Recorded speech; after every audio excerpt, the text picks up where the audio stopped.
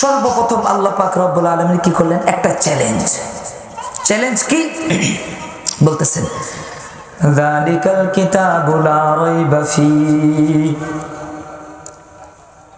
আরবিতে সাধারণত কাছে বলার জন্য বলা হয় হাদা, যেরকম হাদিহিল কিতাব, হাদাল কিতাব, হাদিহি কুররাসাতুন, এইটা একটা খাতা, হাদাল কিতাব, এইটা একটা কিতাব। আর তিলকা দাররাজাতুন নারিয়া, ওই মোটরসাইকেল, যালিকার রাজুল, ওই মানুষ দূরে। আল্লাহ তাআলা বলতেছেন যালিকাল কিতাবু লা রাইবা ফী।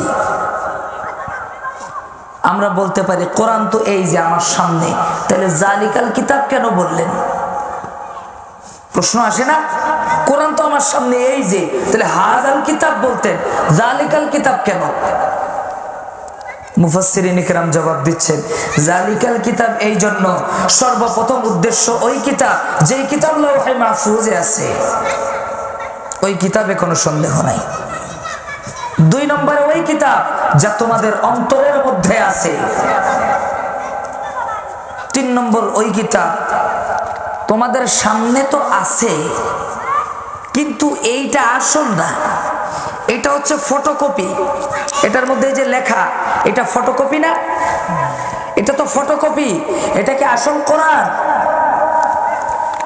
এটা তো পৃষ্ঠা, এইটা পৃষ্ঠা, এটা কাগজ, এটা কালি, এটা কি কালি। তাহলে কোরআন কোনটা? কোরআন হচ্ছে এর ভিতরে থাকা ইলম, ওইটা হচ্ছে কোরআন। এই যে হরফগুলা যেই অর্থ বহন করে, ওইটা হচ্ছে কোরআন। এজন্য কেউ যদি এই কোরআনের মধ্যে তার ছাপাখানা আছে, ইন্ডিয়ানরা মাঝে মাঝে বা বিভিন্ন চক্রান্ত হয়, মাঝে মাঝে দেখবেন কোরআনে ইচ্ছাকৃতভাবে ভুল লেখা হয়, হয় কি হয় না? এই চক্রান্ত হয় কি হয় না? ভুল লেখা হয়, আল্লাহ তাআলা ওই ভুলের দায়িত্ব নেবেন না।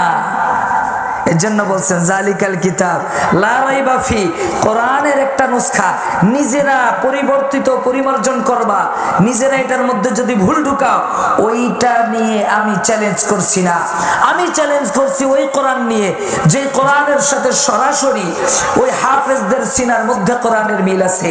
আমি চ্যালেঞ্জ করছি ওই কোরআনের, যে কোরআন সরাসরি রাসূলুল্লাহ সিনার কোরআনের সাথে মিলে যায়। আমি চ্যালেঞ্জ করছি ওই কোরআনের, যে কোরআন সরাসরি লাওহে মাহফুজের কোরআনের সাথে মিলে যায়।